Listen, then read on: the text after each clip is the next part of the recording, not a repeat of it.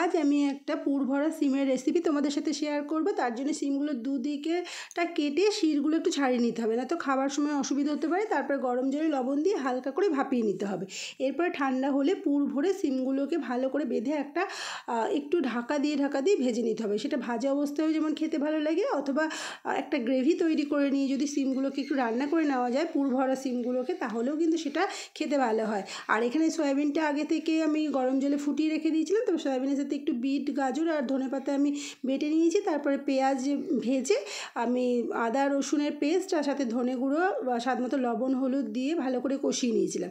তারপরে আমি পেস্টটাকে দিয়ে সেটাও ভালোভাবে কষিয়ে নিয়েছিলাম, আর নামানোর সময় ধনেপাতা, কাঁচা লঙ্কা আর গরম মশলা দিয়ে নামিয়ে নিয়েছিলাম। ঠান্ডা হলে সিমের ভেতরে ভরে দিয়েছিলাম, তারপরে ভালো করে বেঁধে আমি ভেজে নিয়েছি। আর এটা ভাজা অবস্থায় খেতে যেমন ভালো লাগে, এবং একটা গ্রেভি করেও যদি একটু ফুটিয়ে নেওয়া যায় সেই পুর ভরা সিমগুলো, তাহলেও কিন্তু খেতে ভালো লাগে। তাহলে কেমন লাগলো?